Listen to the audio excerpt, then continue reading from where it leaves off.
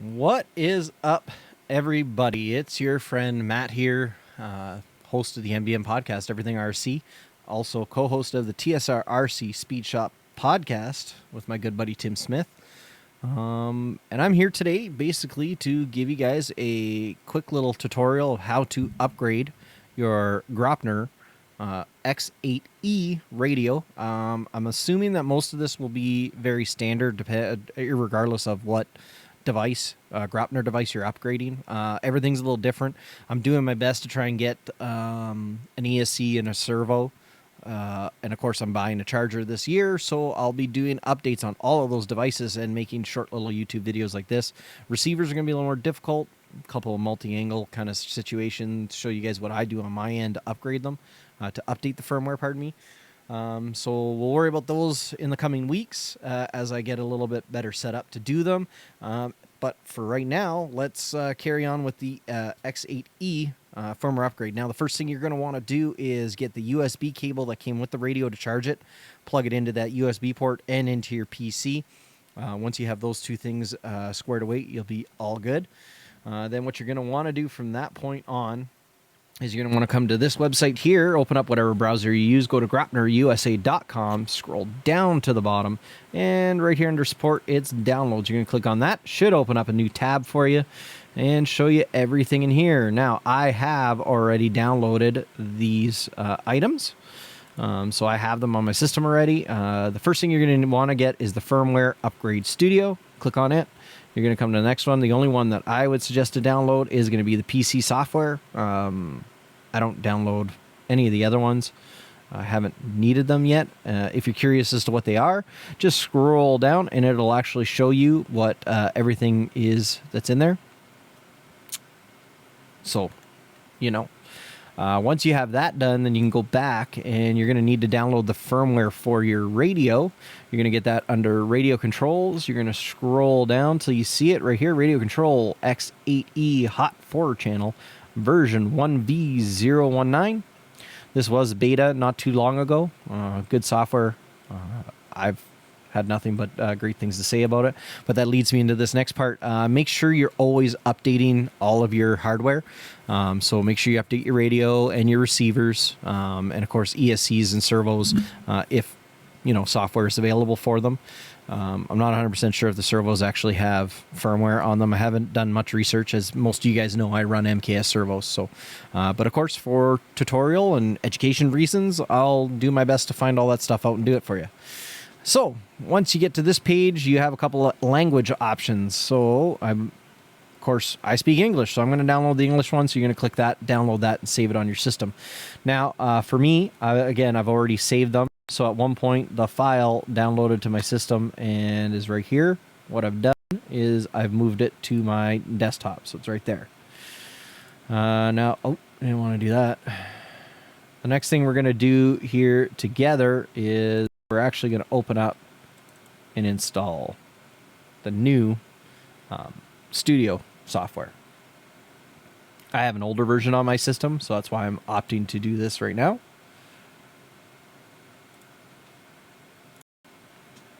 I tend to lack patience sometimes with things, so be better than me and keep that patience. As you can see, it's extracting a bunch of stuff. This right here is a bridge driver installer. You're going to need to install this so that way you can actually use the dongle that came with the radio to upgrade the receivers. I believe you can also use it with the ESCs. This is stuff I already have installed on the system because I had this before. Now it's installed the newest version, so I'll go ahead and run it. And there we are, version 4.931. So once we're in here, as you guys can see, you have a long list of stuff. You have devices, you have the charger, live log stuff. Wow, I didn't mean to click that, but that's nifty. Just stuff like that, file logs, everything like that. So as you can see, we're going to be using the transmitter portion right up here. When you're doing your receivers, you're going to use the device portion. So hot device, speed control, bus firmware upgrade. That's where you'll find all that stuff is under here. So we're going to go click on firmware upgrade and it'll open up this screen here for you. You're more welcome to make it the full size if you want. Once you're on this screen, okay, so, what I would suggest to do is turn your radio on, but not with the RF part on. So hit the right button on the top of the radio to turn it on. It'll boot the radio up so that way the system can see it. Once you do that, then what you're going to want to do is you can click on stuff like this. It's not connected through the data port. It's connected through USB, so I'm pretty sure that's what that uses.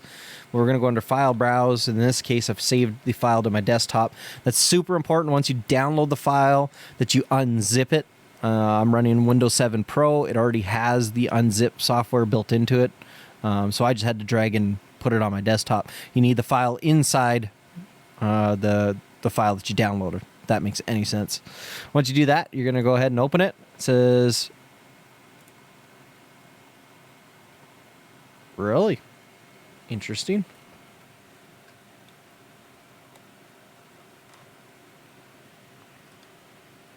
Just going to power cycle my system here. Turn the radio back on. All right. Let's try this one more time. Again, File, Browse. See right here? This is what should happen. RF off. Mine's already off, so I'm going to hit yes to continue. As you can see here, application firmware downloading. So if you did what I just did and plugged your radio in and turned it on but without the RF on, then you're going to have to I unplugged it, plugged it back in, and then restarted the radio, again with the transmitter portion of it off. I was clicking on stuff, that's why. It was actually trying to pull other things. That's nifty. Don't click on everything like I do, folks. But as you can see, it looks like it's downloading no problem. And once it's complete, you'll actually get to hear the radio chime. Because when it does restart it, restarts it with the transmitter on.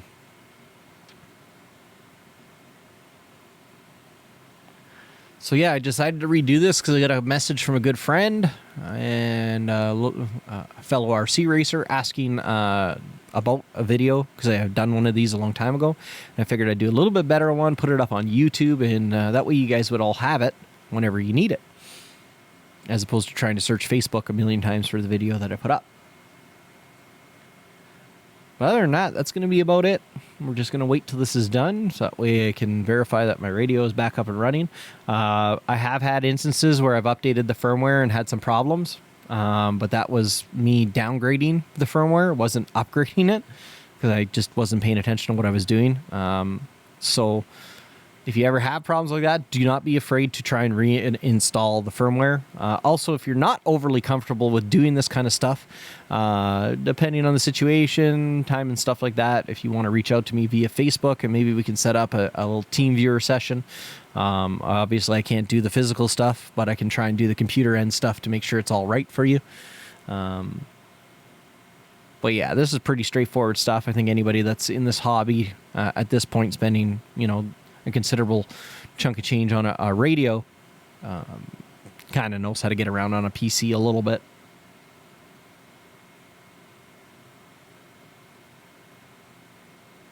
Almost there.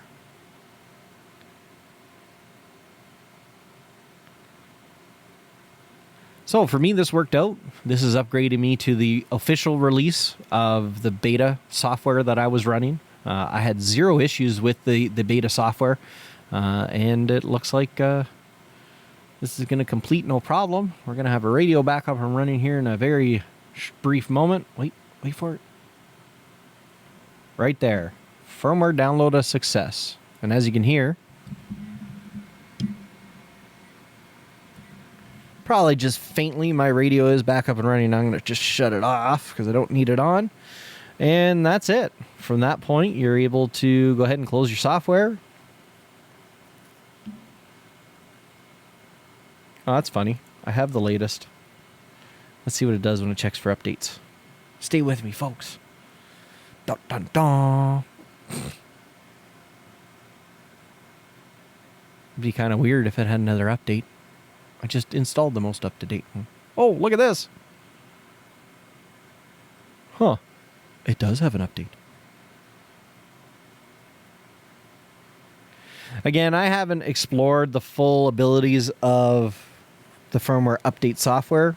Oh, okay, it's just updating the VDF editor and stuff like that. As you can see, I didn't download those and install them. So that's the beauty part. You can just download PC software and it'll automatically update that stuff for you. So that's pretty sweet. But that's about it. If you guys have any questions, go ahead and feel free to shoot me a message on Facebook. You can find the MBM Podcast Everything RC just by literally typing in MBM Podcast on Facebook. And shoot us a message there, or you can find me on the regular Facebook because you're already a friend of mine. Go ahead and send me a message on there. I'll do my best to help you. And I think that's going to be it for this little short video. Hopefully you guys enjoyed. Hopefully that helped you update your radios, and take care.